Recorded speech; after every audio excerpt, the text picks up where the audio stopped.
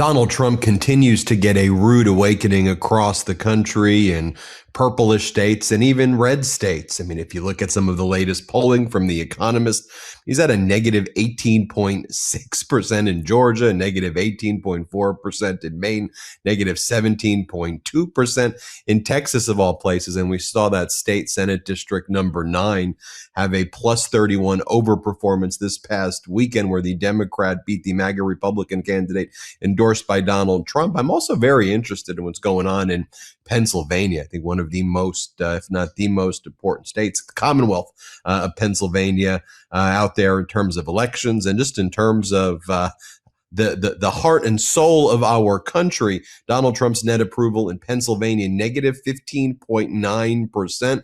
And as we head into the midterms, Trump and MAGA are very scared that they're going to be losing seats in Pennsylvania. Specifically, you zoom in central Pennsylvania, the 10th Congressional District, which is currently held by MAGA Republican extremist Scott Perry. Lots of people are looking at this seat as a real potential for a flip. The Democratic candidate there is someone by the name of Janelle Stelson, a legendary news reporter and host over there, who previously ran for that seat against Perry. It was close. This was a rematch. Janelle Stelson has all the momentum in the world right now, raising lots of money, and people see what an extremist Scott Perry is for all of these years. And right now, people just want common sense solutions to these problems. And Trump's made things hundreds of times worse. And Perry is just all in on Donald Trump's extremist agenda, whether it's tariffs, screwing over the people in Pennsylvania, screwing over the farmers, ripping away people's health care, taking away educational opportunities. The Commonwealth of Pennsylvania is a very resilient place, but it's just a barrage of attacks on them by Trump and Perry, just outright antagonistic to the Commonwealth. Then Donald Trump gave that endorsement to Perry that he's a ultra MAGA, he'll never let you down. But he is letting people down in a really, really big way.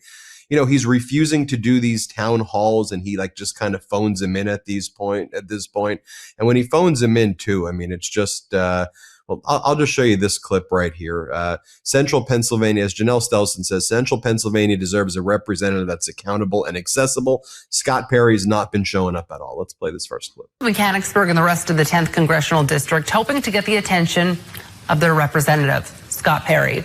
The organizers of a group called Posted to Perry say that he's been ignoring the group's demands for an in-person town hall. Perry has held several town halls online, but protesters have criticized those events, saying he is choosing easy questions that wouldn't make him or MAGA look bad. We decided that we would save our questions and our comments, and we would deliver them together on one day. And just to see the type of questions he gets asked when he does the virtual town halls and refuses to do it in person. I'll just give you an example when he was asked about tariffs. Here, let's play this clip. My question's pretty simple. The tariffs are a huge, large tax increase. I thought you were anti-tax, and I find it very disappointing that you are supporting Donald Trump in taxing American people, because we do pay the tariffs and are paying the tariffs. Why have you surrendered all your values as a conservative to Donald J. Trump on this issue? Yeah, I appreciate the question, Carl. Look, I don't love tariffs either. Obviously, somebody has to pay them. If we're going to charge another country to send their goods into the United States, the people that buy those goods are going to pay them. Yeah, I mean, he basically admits it right there, but says, I ain't going to do anything about it. I want to bring in Janelle Stelson, who is running in that 10th Congressional District. Just by way of reference, too, this was a district that Josh Shapiro, the Democratic governor, won by a significant margin as well. And so, lots of momentum here, Janelle. People know who you are. You've built trust over your career there. You think you can flip this district, Janelle? I certainly hope so, and I hope the voters will get behind me while we do this. This guy, Scott Perry, who you've been showing us, is the most vulnerable extremist across the country. If we don't win here in Pennsylvania 10, we are not going to win the U.S. House, and we must flip the House blue. This is paramount.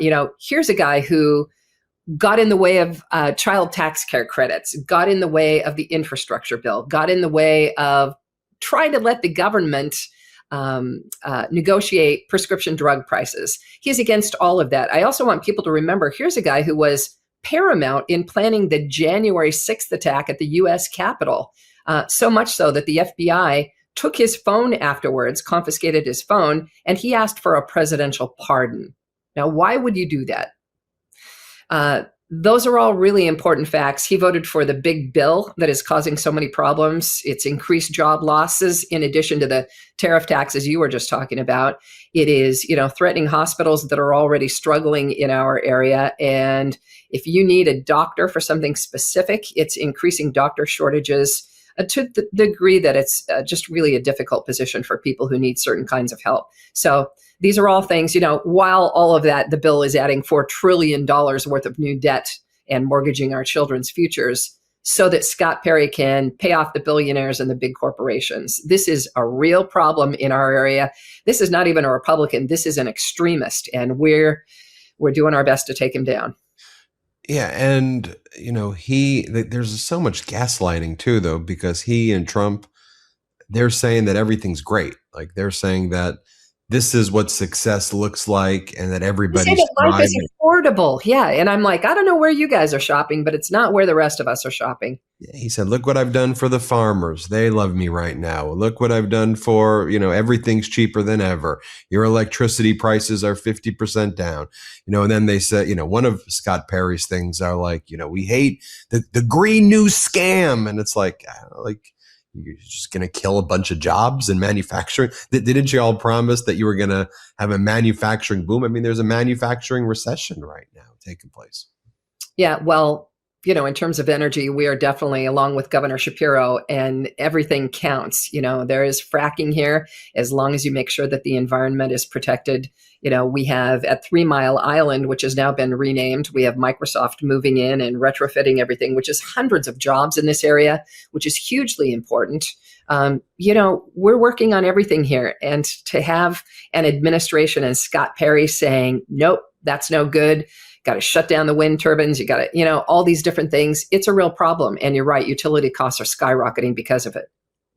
Are you seeing changes since the election? I mean, you know this area better than just about everyone. As a news anchor, award-winning, I mean, you spoke to people. That's what you did. You're always in the community hearing people's stories. So I think you had good insight also into how the Commonwealth has become this purplish state and how it swings back and forth. And what's just the overall sentiment, right now, on the ground as you travel the 10th?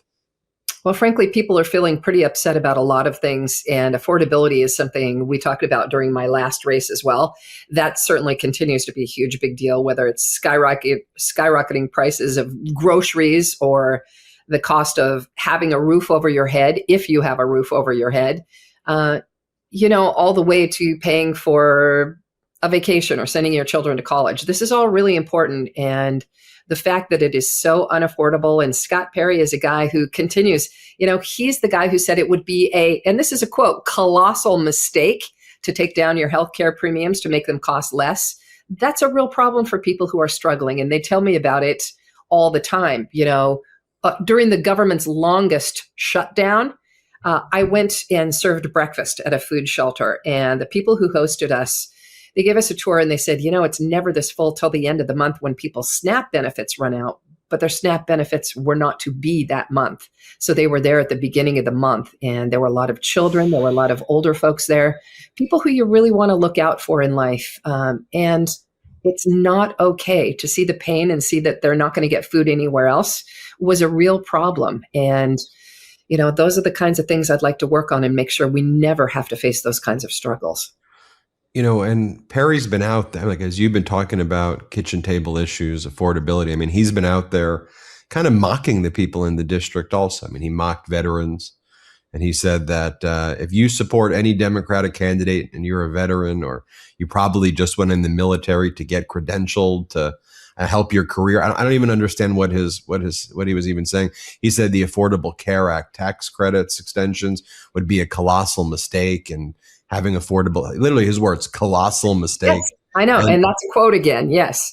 Well, you're absolutely right. And when he said that about the military, that Democrats hate the military, hate America, only serve so they can come home and run for something, which is exactly what he did. That's a real problem. That's the kind of person we need to get out of office. We held a press conference after that, well attended. We had big Navy guy, Chris DeLuzio from the western part of the state, the congressman. He came in and headlined for it because I have a lot of military in my family, but that's not me. And I stood to the side, and we had men, women, Republicans, Democrats. They all talked about what they had done in the service. And they pretty much all ended with, Congressman Perry, you owe us an apology. And you know what? The guy who hasn't faced the public since 2019 for a town hall never gave that apology either. Like, all of the polling shows great momentum, but polls don't vote. There was a poll in the summer that had you up 3, a poll in December, some of the most credible polls there have you up 4. I mean, Perry's approval right now is net negative 17. I think it's only 36% of people in his district actually approve of him. But again, polls don't vote. We know that very well by now, too well, unfortunately or fortunately, in different settings. But before we go, the people of the 10th know you, but for people who may be watching this now who don't know Janelle Stelson, one, where could they find out more about your campaign, and any final remarks you want to tell our 6 million subscribers? Only 6 million. Wow, we got to get you up to 7. I would say you can certainly go to JanelleStelson.com. You can get a lot of information there, talking about a variety of subjects. You can find out how to volunteer. You can find out how to donate. Very important things, all. But I think the fact that I've been a TV newscaster, was a TV newscaster for more than 30 years, and was the trusted voice in everybody's homes, nonpartisan, In fact, I was a Republican for a long time. I didn't necessarily vote that way, but when it came time to run for office, I made sure that I ran in the party that fitted me best. And that was the Democrats. We're doing everything we can to get this seat into the hands of somebody who listens, like I've been doing as a broadcaster, who's continuing to listen, who's continuing to communicate with people, find out what they need, and not just shine a bright light on it anymore, but actually take their voices to the halls of Congress, make sure their voices are heard, and make sure we attend to the actions that they tell me they need. These are important things, and that's exactly what I'd like to do, Ben. Thanks, Janelle. Janelle Stelson, running for Pennsylvania's 10th Congressional District. We'll be following that race. Thanks for joining us, Janelle. Thank you so much for having me. Again, JanelleStelson.com. We're there to help. And everybody, hit subscribe. As Janelle says, let's try to get to 7 million subscribers. Want to stay plugged in? Become a subscriber to our Substack at MeidasPlus.com. You'll get daily recaps from Ron Filipkowski, ad-free episodes of our podcast, and more exclusive content only available at MeidasPlus.com.